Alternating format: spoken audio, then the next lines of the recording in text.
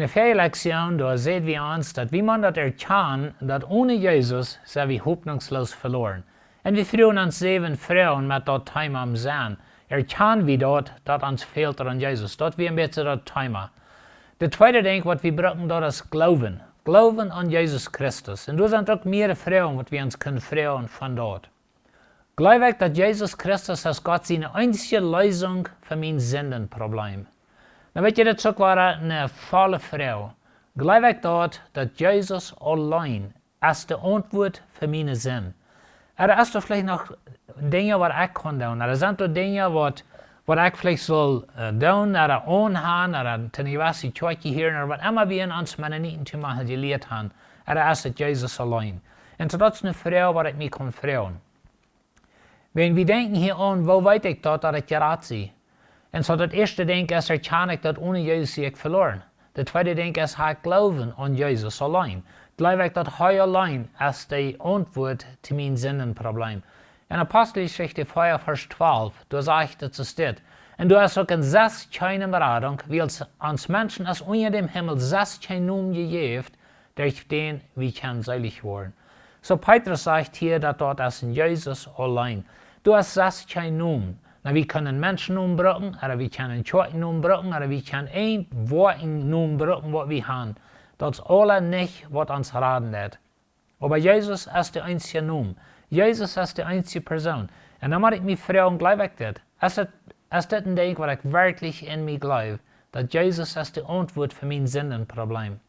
Die zweite Frage ist das.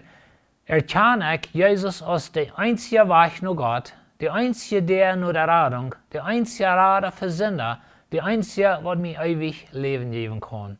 Und so, das ist eine wichtige Frau. Hier sind vielleicht mehrere Frauen in eine Frau sozusagen, aber die Frau ist Jesus der einzige Weg. In Johannes 14, Vers 8, da sagt Jesus es das. Jesus sagt zu ihm, ich bin der Weg, die Wahrheit und das Leben. Keiner kommt zum Vater, bitte durch mich. Und so, wenn wir daran denken, wenn wir vor Gott kommen, und er wird fragen, wieso soll ich die in mein Himmel anladen? Was wird meine Antwort sein? Würde ich versuchen, all meine gute Worte abzunehmen? Würde ich versuchen, irgendwas abzunehmen, was ich getan habe? Oder sage ich verlasse mich auf Jesus. Ich glaube an Jesus. Jesus sein Tod, seine Auferstehung, das wo ich mich verlasse. Das wird mir Gerechtigkeit geben, was für Gott jährlich ist. Aber weißt du, Jesus heißt der Weg, heißt die Wahrheit, heißt das Leben. Und heißt der einzige Weg, was uns nach Gott bringt. So da muss ich mich fragen, ist das ein Ding, was ich wirklich glaube. Die dritte Frage ist das. Habe ich das klar, dass Jesus mich liebt, als ich noch ein Sünder wäre, dass er starb und 3 Abstand zu meiner Seele erraten. Na weißt du, wir Menschen, wir sind immer nicht vollkommen. Wenn wir gerade sind, oder wir leben an Jesus, wir dann danach einmal sind. Aber das ist wichtig, dass wir das glauben, dass Jesus starb für uns und er lebt uns, als wir noch nicht mal an ihm glauben. Aber nicht, dass wir seine Kinder sind. Wenn wir noch manchmal was anrichten, dann seine Leib verschwindet wegen euch von uns.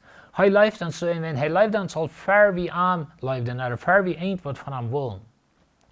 Und so, ich kann mich fragen, glaube ich dort, dass er starb für meine Sinn, als ich noch ein Sünder wäre.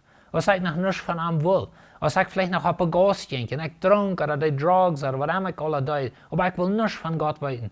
Dann lebt Gott dir, so sei er. Dann lebt Jesus dir, so sei er, dass er für dich starb.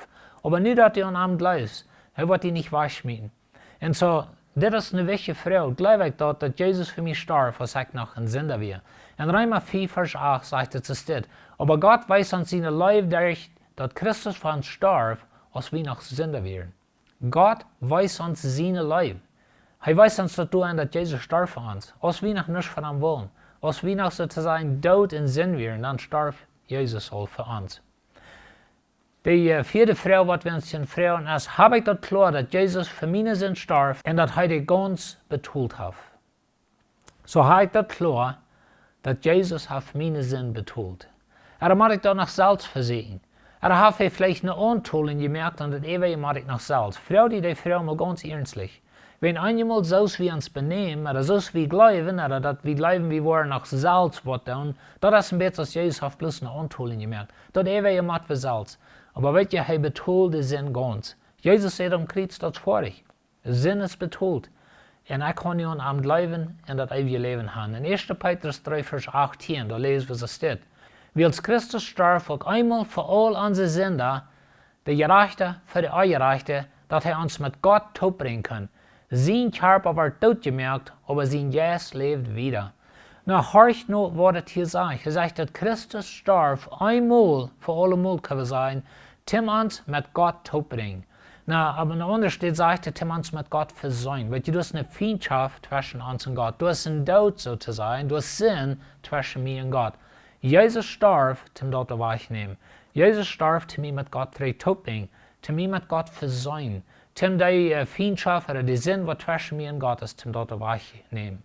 Und so Jesus starb, und er stond auf von dort.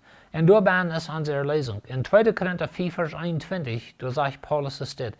Gott mögt den, der von keinem Sinn wissen, und uns steht zu sehen, dass wir durch am für Gott gerecht werden, so ist das für am Jallen det. Dann wird ja kein Eier von geredet, dass wenn wir für Gott stehen, dann brauchen wir eine Gerechtigkeit, was für Gott jährlich ist. Aber das Vers sagt uns, wo die das kriegen. So er sagt, dass Gott mögt den, der keinen Sinn wisst, das ist Jesus. Er mögt den zu sehen. Er nimmt unseren Sinn. Er nimmt meine Sinn und deine Sinn. Und er betont, er geht einen Kreuz mit dort. Und dann sagt er, nu gibt Gott uns Jesus seine Gerechtigkeit. Und Jesus seine Gerechtigkeit, das ist eine Gerechtigkeit, was für Gott jährlich ist. Und so, wenn du für Gott kommst und Gott fragt dich, wieso soll ich die in meinen Himmel anlassen, dann kannst du ihm sagen, wenn ich Jesus. Ich glaube an Jesus. Durch Jesus habe ich eine Gerechtigkeit, was für Gott jährlich ist. Na, ich glaube, wenn wir nach Gott kommen und wir haben Christus, dann wird er nicht mal so eine Frau sein. Aber das ist bloß zum uns ein bisschen mehr denken. Und so, ich glaube nicht, dass Gott uns wird fragen, wieso soll ich dich hineinlassen? Like, was hast du getan? Aber Gott weiß das, dass ich an Jesus glaube oder nicht. Weet je, in Offenbarung, dat in Offenbarung sagt het, dat die genomen is wat im Lebensbuch wären, die werden seilig. Und das Lebensbuch ist Jesus. Und so, wenn mein Name sozusagen in Jesus ist, oder ich sie in Christus, ich habe an Jesus geglaubt, dann habe ich eine Gerechtigkeit, was für Gott jährlich ist. Und so, die Frau ist, habe ich das, glaube ich das. Wenn ich das nicht glaube, dann werde ich niemals eine Gerechtigkeit haben, was für Gott jährlich ist. Die 5. Frau ist das, vertraue ich arm und arm allein für meine Rettung. Na, das ist eine karte Frau, aber eine sehr wichtige. Auf wem verlasse ich mich für meine Erlösung? Verlasse ich mich auf mich selbst, auf meine Worte, oder auf Jesus? Und weet je, Jesus allein, zoals wir in Apostelgeschichte 4, Vers 12 lesen, Jesus allein, sein Name allein, kann uns retten. Und so diese Frau, die ist wichtig für mich. Auf wem verlasse ich mich für die Erlösung? In Apostelgeschichte 16, 31, durch Schrift Lukas so steht, sie sagten zu ihm, glaub an dem Herrn Jesus Christus, dann wirst du und deine Familie selig. Dann wird das die Geschichte von den Gefängniswächter. Paulus und Silas waren im Gefängnis und danach bringt Gott ein großes Erdbeben und sie sind losgekommen. Und das Gefängniswächter, der bekehrt sich danach. Er glaubt an Jesus und er fragt ihn, was soll ich tun, um selig werden? Und das ist ihre Antwort. Sie sagen, glaub an dem Herrn Jesus Christus, dann wirst du selig werden. Die erste Frau sagt so, sie ist so als ein Kind im Glauben an Jesus gekommen. Hat Jesus bloß einfach kindlich angenommen können sein. Jesus sagt auf einer Stelle, wenn wir nicht so waren als die Kinder, dann wollen wir nicht in Gott sein Recht ankommen. Aber weißt du, wenn wir einfach glauben, das Kinder. Wenn das, was Gott sagt, das, was sein Wort sagt, und so, ich verlasse mich da ab, ich glaube das bloß einfach, und ich lebe da noch. Und so ist es wichtig, dass wir das glauben. In Johannes 6, 35, da sagt Jesus das. Jesus aber sagt an, ich sehe das Lebensbrot. Wer an mich kommt, dem wird nicht mehr hungern, und wer an mich glaubt, dem wird nicht mehr darsten. Na, er redet hier nicht von körperlicher Hunger und Durst. Wir wissen, dass sogar wir als Christen uns hungert und uns darst. Aber er meint geistlich. Was er hier sagt, ist, dass wenn du an Jesus glaubst, dann ist deine Erlösung ganz vorig. Du fehlt nichts, du hast keinen Hunger, du hast keinen Durst. Das ist ganz vorig. Für Gott ist es vorig. Und so ist es wichtig, dass wir das glauben. Und das ist eine Frau, glaube ich dort, dass das so ist. Die 7. Frau ist, habe ich durch Glauben Jesus als mein Heiland angenommen. Bist mal nach Jesus gekommen, hast ihn angenommen, hast vielleicht am Gebet, du bist weggedreht von deinen Sinnen, du hast Jesus bloß eingeladen. Du hast gesagt, ich glaube an dich, Jesus. Ich glaube, du bist gestorben für mich, du bist abgestanden und ich verlasse mich auf dich in meine Erlösung. Und so das ist uns Glauben an Jesus Christus. Das ist nicht bloß ein Kopfglauben, das ist auch ein Hartglauben. So wie man das glauben. Und so das ist eine Frau, was wir uns fragen. In Johannes 1, Vers 12, da sagt es so steht, Aber all die am abnehmen und an sie nun bleiben, geeft hij de macht, Gott seine Kinder zu worden. Und so Jesus, er Gott können sein, er geeft Menschen, die an Jesus glauben, die geeft hij de macht, dat dat reich, Gott seine Kinder zu sein. Und so wenn wir an ihm glauben, dann müssen wir das Versprechen holen. Dann wird ich gesagt in der vierten Lektion, dass wo soll ich Gott seine Versprechen glauben, hat zu tun mit wo Frau ich sie in meiner Lösung. Wenn ich das nicht wirklich glaube, was Gott sagt, oder ich glaube nicht, dass er sein Versprechen wird holen, dann sehe ich immer in Zweifel. Aber hier haben wir ein von Gott seine Versprechen. Und wenn ihr all diese Fragen, das sind Gott seine Versprechen für uns, dann wenn wir an Jesus glauben, dann sagen wir seine Kinder. Er vergibt uns Sinn. Er gibt uns eine Gerechtigkeit, was fair und ehrlich ist. So, das ist Gott sein Versprechen. Das sind Dinge, was Gott sagt. Und so dann ist die Frau, glaube ich, seine Versprechen. Die achte Frau ist das, sag ich mein Vertrauen auf was Jesus ist, was er getan hat und was er gesagt hat. Und so diese Frau habe ich auch mit von geredet, auf was verlasse ich mich. Und so vertraue ich auf Jesus, wenn ich kämpfe mit meiner Lösung. In Johannes 8, Vers 24, da sagt es das, darin sehe ich zu ihnen, dass die in jene Sünden sterben würden, willst wenn die nicht glauben, dass ich die sie, dass ich vergebe zu sein, wo die in jene Sünden sterben. Und Jesus redet mit den jüdischen Pharisäern, sie glauben nicht an Jesus. Und so Jesus sagt ihnen, wenn ihr nicht an mich glauben, dann bleibt ihr in jene Sünden. In Johannes 6, Vers 47, da sagt Jesus das, ich sage ihnen die Wahrheit, wer an mich glaubt, hat das ewige Leben. Dan maak je dat wat het geschreven is. Dat zeg je niet, die wordt vlees aan, oder wenn er danach wil worden, dat wordt er aan, dat zeg je, wie an Jesus leeft, der haft dat ewige Leben. Dat is geschreven, als ik had het nu groot. En daarin is het wichtig, dat we dat geloven, dat we van deel erlezen kan. Wenn de schrift redt immer den weg. De negende vrouw, blijf ik, dat hij wat nu aankomt, der raad hij gans. Nou, wanneer ik naar Jezus kom, heeft hij mij gans geraad. Er fehlt er nog een beetje. Dat was een beetje de vrouw, heeft hij bloos een onthouding gegeven, heeft hij dat gans gedaan. En zo wie man het leven, dat hij heeft dat gans gedaan. En Hebräer 7, Vers 25. Doorweg kon hij die vollständig raden, die durch Arm naar God komt. Hij leeft eeuwig en beet voor aan. Nu moet je dat wat het vers zegt. Doorweg kon hij die vollständig raden, die naar Arm komt. Jezus kon ons vollständig raden. Du wordt nichts veel. Wir wollen nicht nur Gott kommen und Gott sagen, ja, du hast in Jesus geglaubt, aber nach den Jahren ist es nicht ganz fertig. No, Jesus macht es ganz fertig. Und wenn wir an ihm glauben, dann wird er uns ganz raten. Und weißt du, er lebt für uns. Er lebt beim Führer und das sagt, er betet für uns. Ich weiß nicht, so mal gedacht habe, dass Gott selbst für dich betet.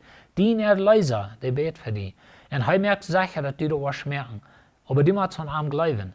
Dat hij is gestorben, hij is begraven, hij is opgestaan van dood. Dat is sozusagen het evangelium in een netenschaal. Dat is kort, dat evangelium. Maar dat is wat we moeten blijven. De tiende vrouw is dit. Blijf ik dat wat de Bijbel te zeggen heeft over Jezus.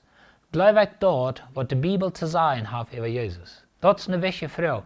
Blijf ik God zijn versprechen. Blijf ik dat, wanneer de Bijbel zegt dat in Christus heeft der Lezing, blijf ik dat. En de eerste plaats, ja, zo zegt het door ober, dit en dit en dit. En dat is wat we eenmaal doen. We zeggen, ja, dat is wat de schrift zegt, ober. Ik val me zo stil. Oder ober, ik heb dit gedaan.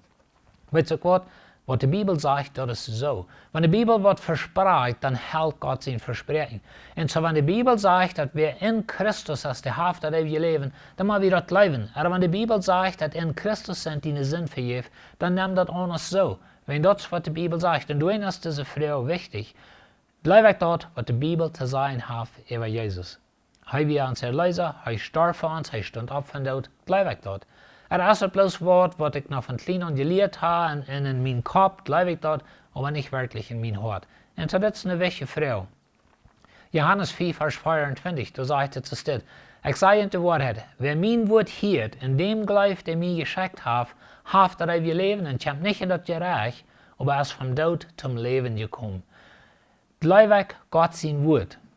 Hij zegt, ik zei in de waarheid, wer mijn woord hield en dem gelooft, wer Jezus geschickt hat. Von anderen wieder, wenn wir Gott glauben. Und wir glauben seine Versprechen. Wir glauben das, was er sagt. Die 11. Frau sagt es, kann ich von Herzen sagen, Jesus ist mein Heiland. Kann ich von Herzen sagen, dass Jesus ist mein Erlöser. Kann ich wirklich sagen, ich habe Jesus angenommen. Und weißt du, wir reden hier von der Frau, wo weiß ich, dass ich gerät sie? Erstens muss sie erkennen, dass du bist ein Sünder, du kehrst dich an, von dass du kommst nach Jesus zum Glauben. En dan zegt de schrift dat u best geraad. Und so, wenn wir uns glauben auf Jesus sagen, dann ist unsere Rettung sicher, als wir dort verstehen oder nicht. Dann wird ja einmal vielleicht nicht ganz korrekt verstehen, wo wir das alle am Hängerstein utkommen. Aber wenn du den Glauben auf Jesus gesagt hast, dann sagt die Schrift, dass du bist gerettet. Das sagt, du bist von dir gerettet. Da wird nicht ein Fleisch sein, du hast eine Gerechtigkeit, was für Gott jährlich ist. Vielleicht haben wir das nicht alle korrekt verstehen, wo Gott das alle was durchführen. Aber wir glauben dort, und unsere Lösung ist sicher, wenn wir sind in Christus.